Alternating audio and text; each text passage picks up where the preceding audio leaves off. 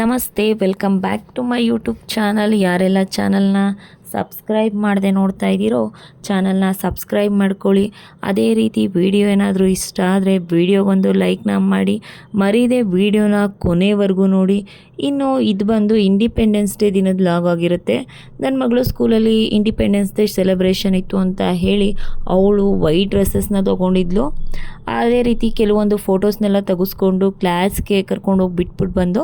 So 10 o'clockಗೆ function ಅಂತ ಹೇಳಿದರು. ನಾವು ಹೋಗೋಷ್ಟರಲ್ಲಿ 10:30 ಆಗಿತ್ತು. ಅಷ್ಟರಲ್ಲಿ ಮಕ್ಕಳಿಗೆ ಸ್ಪೀಚ್ ಎಲ್ಲ ಮಾಡಿಸ್ತಾಯಿದ್ರು. ನಾನು ಹೋಗೋ ಟೈಮ್ಗೆ ನಮ್ಮ ಮಿಂಚು ಕೂಡ ಸ್ಪೀಚ್ನ ಮಾಡ್ತಾಯಿದ್ಲು.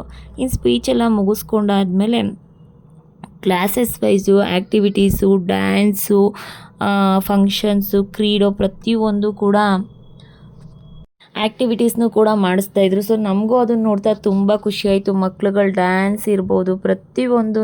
ಸೊ ನಾವು ಸ್ಕೂಲ್ಗೆ ಹೋಗ್ಬೇಕಾದ್ರೆ ಈ ರೀತಿ ಎಲ್ಲ ಮಾಡ್ತಿರ್ಬೇಕಾದ್ರೆ ನಮಗೂ ಅದೊಂದು ಎಕ್ಸೈಟ್ಮೆಂಟ್ ಇರೋದು.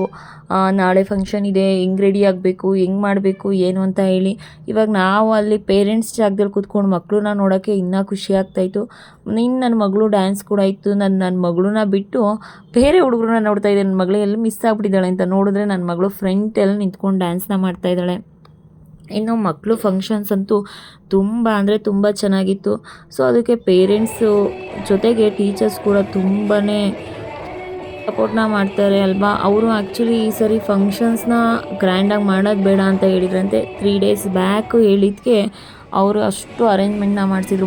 ಚಿಕ್ಕ ಮಕ್ಳ ಕೈಲಿ KG LKG ಮಕ್ಳ ಕೈಲಿ ಡ್ಯಾನ್ಸ್ ಮಾಡಿಸ್ಬೇಕು ಅಂದರೆ ಪಾಪ ಅವ್ರಿಗೂ ತುಂಬ ಕಷ್ಟ. ಎಷ್ಟು ಸರಿ ಪ್ರಾಕ್ಟೀಸ್ ಕೊಟ್ಟರು ಮರ್ತೋಗ್ತಾರೆ.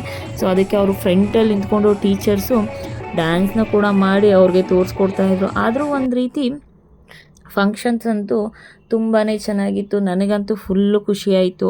ಇಂಡಿಪೆಂಡೆನ್ಸ್ ಡೇಗೆ ಇನ್ವೈಟ್ ಮಾಡಿ ನಾವು ಹೋಗಿ ಫಂಕ್ಷನ್ಸ್ ಎಲ್ಲ ನೋಡಿದ್ವಲ್ಲ, ತುಂಬ ಖುಷಿಯಾಯಿತು.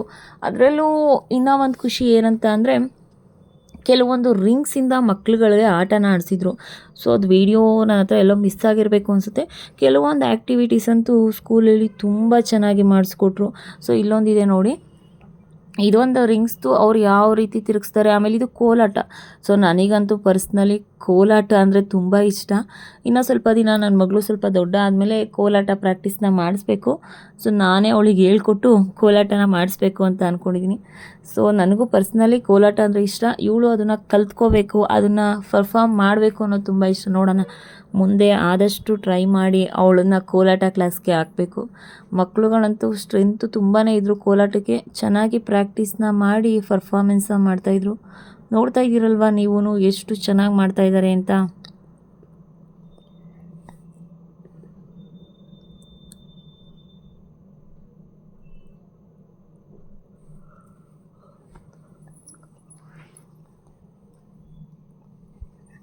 ಆದ್ರೂ ಆ ಫ್ರಂಟಲ್ಲಿ ನಿಂತ್ಕೊಂಡು ರಿಂಗ್ಸ್ಗಳನ್ನ ತಿರುಗಿಸ್ತಾ ಇದ್ದಾರಲ್ಲ. ಸೊ ಕೈಯಲ್ಲಿ ಸೊಂಟದಲ್ಲಿ ಬೇಕಾದರೆ ಅವರು ಈಸಿಯಾಗಿ ತಿರುಗಿಸ್ಬೋದು, ಆದರೆ ನೆಕ್ಕಲ್ಲಿ ತಿರುಗಿಸ್ತಾರಲ್ವಾ.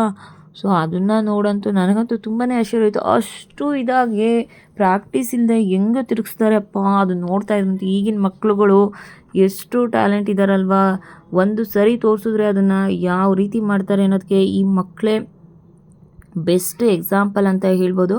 ಸೊ ಇನ್ನು ನೆಕ್ಸ್ಟ್ ಬಂದು ಯಾವ್ಯಾವ ಸ್ಟೇಟಲ್ಲಿ ಏನೇನು ಡ್ರೆಸ್ಸಸ್ನ ವೇರ್ ಮಾಡ್ತಾರೆ, ಇದೊಂದು ಲೇಡೀಸ್ ಆಗಿರ್ಬೋದು ಜೆಂಟ್ಸ್ ಆಗಿರ್ಬೋದು ಅನ್ನೋ ಕಾನ್ಸೆಪ್ಟನ್ನ ಇಂಟ್ರೊಡ್ಯೂಸ್ ಮಾಡಿದರು. ಸೊ ಕಾನ್ಸೆಪ್ಟ್ ಅಂತೂ ತುಂಬ ಅಂದರೆ ಚೆನ್ನಾಗಿತ್ತು. ಪ್ರತಿಯೊಂದು ಜಿಲ್ಲೆದು ಕಾಸ್ಟ್ಯೂಮ್ಸ್ನ ರೆಡಿ ಮಾಡಿಸಿದ್ರು. ಸೊ ಈ ರೀತಿ ಮಾಡಿಸಿದಾಗ ತುಂಬಾ ಇಂಟ್ರೆಸ್ಟು ಮತ್ತು ಅಟ್ರಾಕ್ಟಿವ್ ಆಗಿರುತ್ತೆ. ಅದನ್ನೆಲ್ಲ ಮುಗಿಸ್ಕೊಂಡು ಸ್ವಲ್ಪ ಶಾಪಿಂಗ್ ಇತ್ತು ಅಂತ ಹೇಳಿ ಮೆಟ್ರೋಗೆ ಹೋಗಿದ್ದು. ಶಾಪಿಂಗ್ನ ಮಾಡೋದಕ್ಕಿಂತ ನನ್ನ ಮಕ್ಕಳು ಬ್ಯಾಟು ಬಾಲ್ ತೊಗೊಳ್ಳೋದೇ ತುಂಬ ಜೋರಾಗಿತ್ತು. ಇನ್ನು ತೊಗೊಂಡು ಬಂದು ಲೇಔಟ್ ಒಳಗಡೆ ಬ್ಯಾಟು ಬಾಲ್ ಆಡೋಕ್ಕೆ ಬಂದಿದ್ದಾರೆ. ಇನ್ನು ಮಕ್ಳಿಗಿಬ್ರಿಗೂ ಕೂಡ ಬ್ಯಾಟು ಬಾಲ್ ಆಡೋಕ್ಕೆ ಬರದೇ ಹೋದ್ರು ಸರಿನೇ ಬ್ಯಾಟು ಬಾಲ್ನ ಆಡ್ತಾ ಇದ್ದಾರೆ. ಇನ್ನು ಇವ್ರನ್ನೆಲ್ಲ ಆಟ ಆಡಿಸಿ ನಾವು ಮನೆಗೆ ಹೋಗೋಷ್ಟರಲ್ಲಿ 7 o'clock ಆಗೇ ಹೋಯಿತು. ಇನ್ನು ಇದಾಗಿತ್ತು ಇವತ್ತಿನ ಲಾಗ್. ಇಷ್ಟ ಆದರೆ ವಿಡಿಯೋಗೊಂದು ಲೈಕ್ ಮಾಡಿ. ಇನ್ನು ನೆಕ್ಸ್ಟ್ ವಿಡಿಯೋದಲ್ಲಿ ಸಿಗೋಣ. ಎಲ್ರಿಗೂ happy Krishna Janmashtami. Thank you.